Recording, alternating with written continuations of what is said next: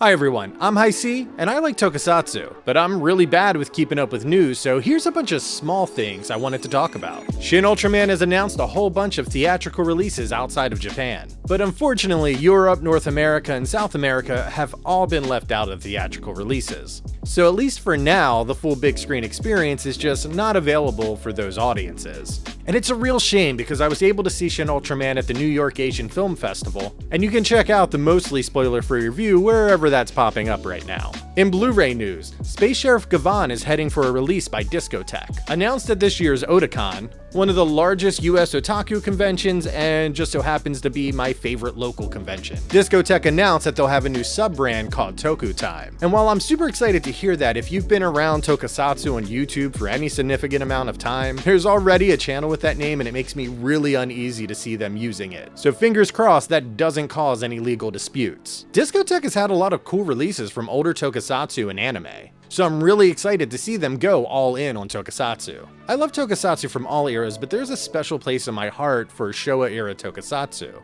But so much of it has been completely inaccessible to me, so it's awesome to hear this, and this mixed with like Toei's Tokusatsu world, it's a great time to be a classic Toku fan. Let's talk about some crossover material. Something that I didn't see coming, but I think is a really fitting crossover, is Monster Rancher and the Kaiju from the Ultra series. Originally announced in a Nintendo Direct and then later confirmed at Anime Expo 2022. We have Ultra Kaiju, Monster Rancher. I absolutely love the Monster Rancher series with Monster Rancher 1 and 2 on the original PlayStation. Its big gimmick was that you could like swap audio and game discs and that would generate a new monster based on the CD code. Basically, it's raising a virtual pet that you train for battle and eventually dies. And honestly, I think I barely understood the like simulation mechanics as a kid, but absolutely loved the gimmick of finding out like what monster was going to turn into what. But I'm like a whole adult now, so I'm pretty sure I can figure out how to ranch some monsters. This is going to have an English language retreat, and personally, I can't wait to raise my own Zeton or Gamora. Keeping in line with Ultraman crossovers, there's some really fun stuff going on in the comic world with the Ultraman comics. With both the current series of The Rise of Ultraman and the soon-to-be-released The Mystery of Ultraseven, there's going to be this big Marvel crossover that just seems super fun. And really, I just wanted to say I'm happy it exists and I get to see Spider-Man swing around Ultraseven. Tokusatsu making its way into American comics is super exciting, and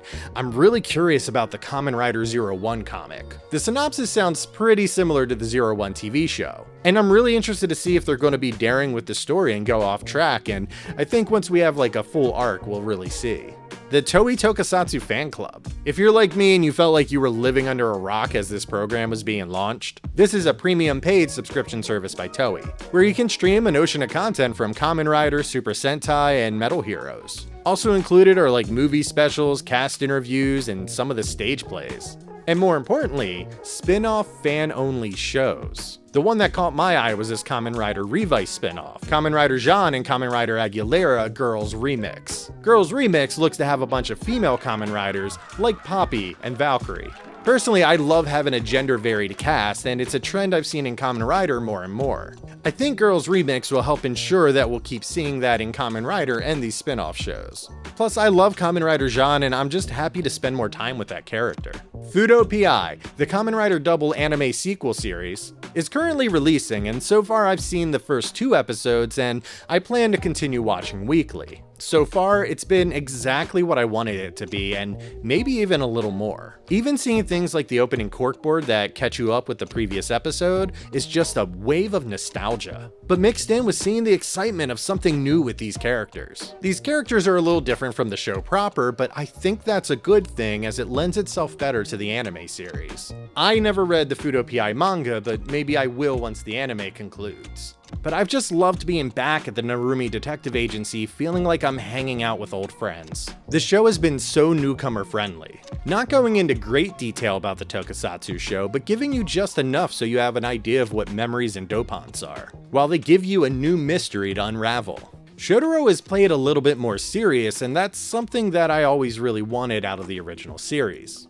It's no surprise seeing that I'm a giant Double fan, but I'm just so freaking excited to see more of my favorite characters make their appearance in this show. And good lord, I already own a ton of double stuff, and with Fuuto PI being out there, they're just throwing it at me. I have 3DX double drivers already, so I can show one with memories in it, one with Fang in it, one with Extreme. And for so long, I've resisted the CSM double driver, and even now I'm just resisting it, but man, it's tempting.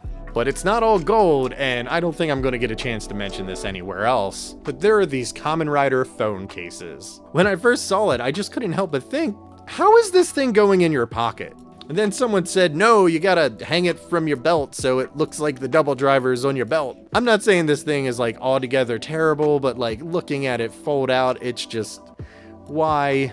The advertisements also mention that it comes with a Henshin sound card, but fails to tell you whatever the hell a Henshin sound card is. So if anyone knows, please just leave a comment so we can all know. Kamen Rider Geats. I don't know if this is accurate, but it's felt like there's been a ton of pre-release material for this compared to other shows. And for the first time in a really long time, I haven't heard a lot of division on this Kamen Rider announcement. I genuinely think Kamen Rider Geats is one of the best Kamen Rider designs I've seen in forever. All of the posts and released material footage makes this look like a really enticing show. Plus all the cast interviews and announcement events. I have this feeling in my gut that this might be a really good show to introduce to more international audiences. I mean, look at this panda head. And this gun spin, I mean, that's just so cool. From what we know so far from like a story perspective, it's basically like a Kamen Rider Fortnite. Bunch of Kamen Riders are going into a city, maybe it's an arena, I'm not sure, but they're there to fight enemies and save people. And from what I've seen so far, most of the Kamen Riders will have a very similar motif going on, with different animals kind of incorporated into the black suits. So it looks like it's going to have like a bunch of riders and a bunch of team-ups, and